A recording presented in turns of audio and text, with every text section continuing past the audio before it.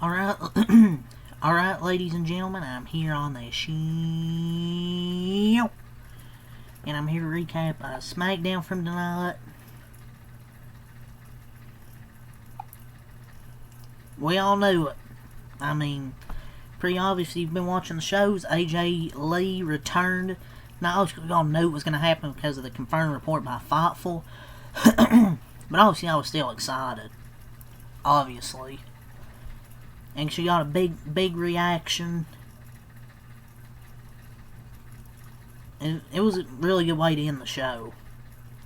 And I think it's confirmed she signed, like, a multi-year contract. And Triple H put out a tweet that said, ink to paper. ... the calm before the storm. So, it was reported, I believe, like, performed. And it's Triple H's video with AJ Lee. If you listen, he talks about the multi-year. So, she's going to be here for a few years. She's back. Well, we all knew it was going to happen. But, I mean, you gotta be excited. Good moment to end the show. And that's probably be set up for a mixed tag team match at WrestlePalooza. Because they're stacking that card. Obviously, with All Out that same day. I thought Smackdown was... I thought it was a solid show tonight. I mean, obviously you had Brock return again. AJ Lee returned. The Sammy and John Cena match was pretty good before Lesnar interrupted. I mean, I'll say it was okay. It's kind of about that average. Cena and Sammy before Lesnar interrupted was amazing, and AJ's return was obviously amazing, but I'd say the rest of the show was kind of which is highly unfortunate considering the talent involved. I don't know, there was too many commercials as well. But probably the best Smackdown since Smackdown after Mania.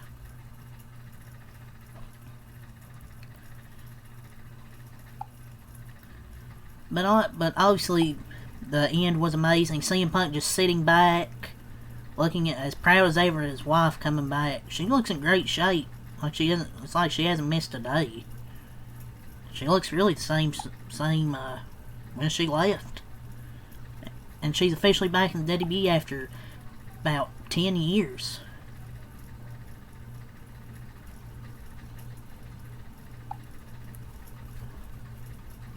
So, love that. But to me, if you don't appreciate this wrestling thing may not be for you. You're probably in the very small minority that probably don't care that AJ Lee's returned.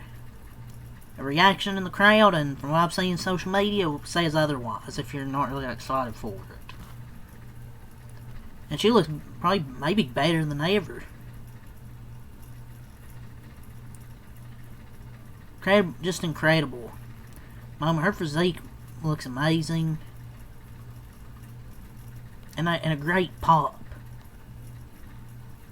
as well.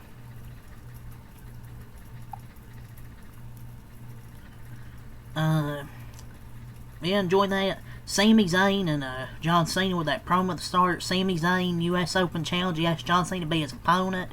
His first opponent in Chicago to pay it forward for what Cena did for him 10 years ago. Love that. Start of the show. John Cena and Brock Lesnar is officially set for WrestlePalooza. Obviously, the match wasn't going to have a winner and ended up a no contest. Brock Lesnar attacks John Cena. I honestly only care for it for John Cena.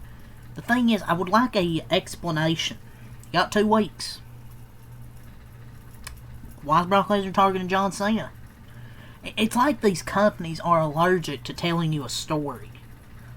Brock Lesnar can speak. He has a voice. No, he can talk. You want me to care more about this? Tell me why Brock Lesnar is targeting John Cena. He has a voice. He can talk. You got 2 weeks before WrestlePalooza. You gotta give me a story. I only care about this because John Cena. Other than that, I really don't give a shit.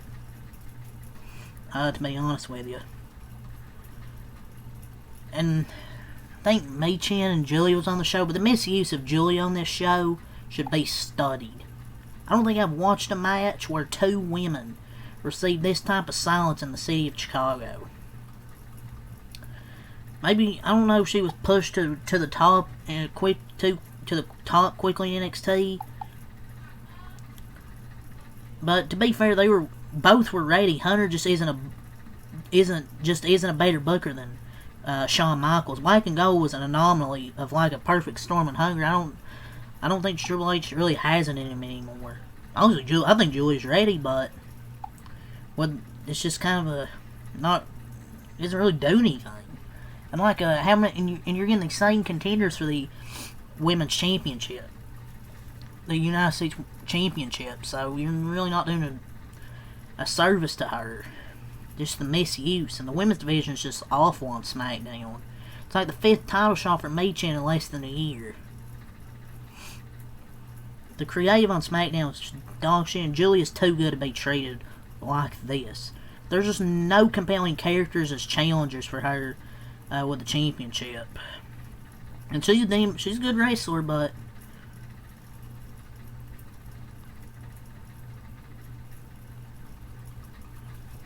well, her matches are sloppy. I mean, just tell me you haven't watched her matches. Oh, I mean, you don't get to see many on SmackDown.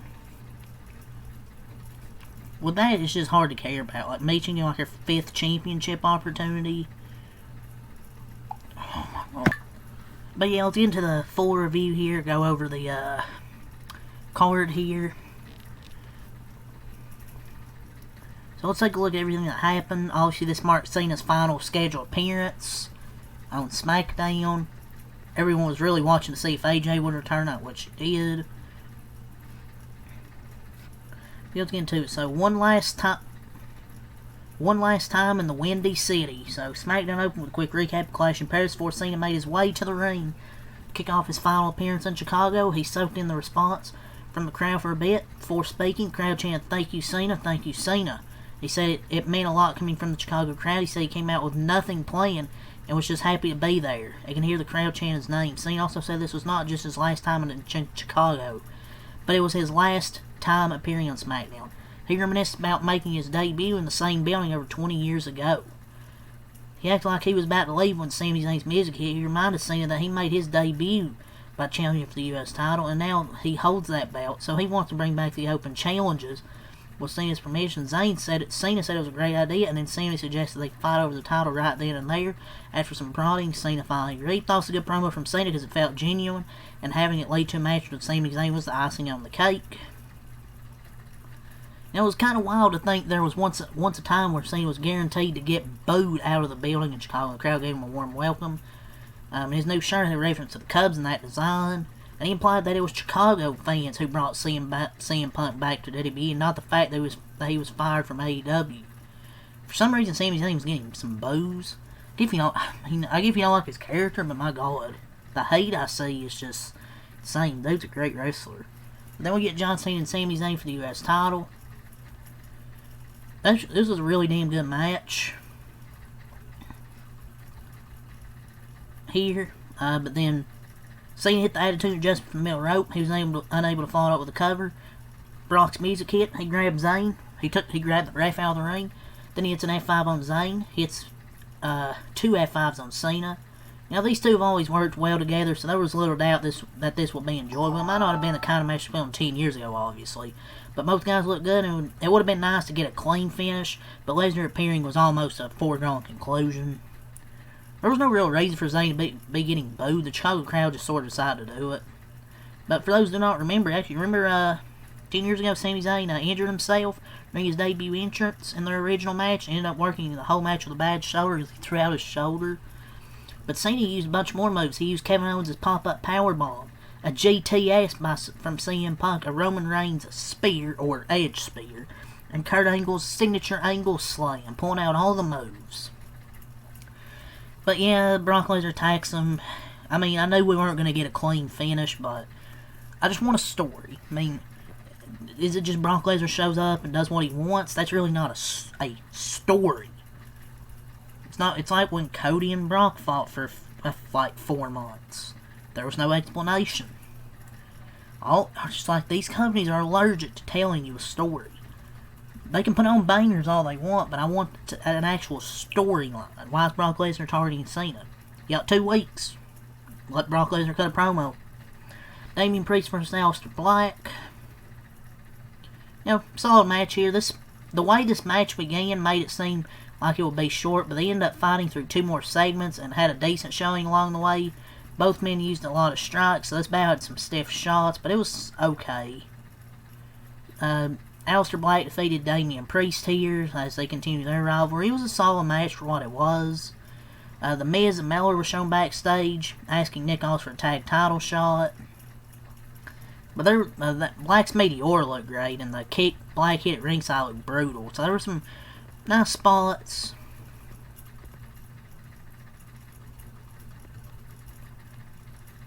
Julia versus Michin for the U.S. title. It was whatever.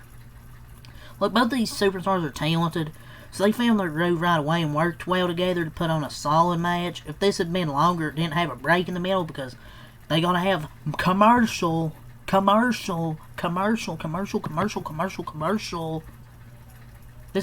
this had been longer, it didn't have a break in the middle, it probably would have been much better. So instead, it was just okay. Like, Yim and Julia are good wrestlers. It's just, my God, it's just the abundance of commercials. About the first, 30 minutes went commercial free, so they had to jam all their commercials in the final, hour of the show. They went a good 35-ish minutes without one with Cena in the beginning. This is them jamming the rest of the show with those 2 to 3 ad breaks that didn't happen in the beginning. And they gave Julian Michin 90 seconds before they cut to a commercial. Money, money, money. I mean, you're probably not missing much during the commercial breaks. So, the amount of time between the beginning of the match and the break was way too short. WWE's been doing that a lot lately. It makes it hard to get into the match right away, especially this, when you're not really doing Julia much, when she's not doing much with the title. And the video package for Drew McIntyre and Randy Orton was good as well. And AJ's back. Rollins appeared in the crowd before the final break. When we returned, Lynch arrived in the ring. She admonished the crowd for chanting for someone else as soon as she got the mic. She proceeded to insult Chicago sports team to get as much hate as possible. Punk comes out, they trade some insults. Lynch slapped Punk in the face several more times. Straight Edge Superstar finally brought out AJ to a massive attack.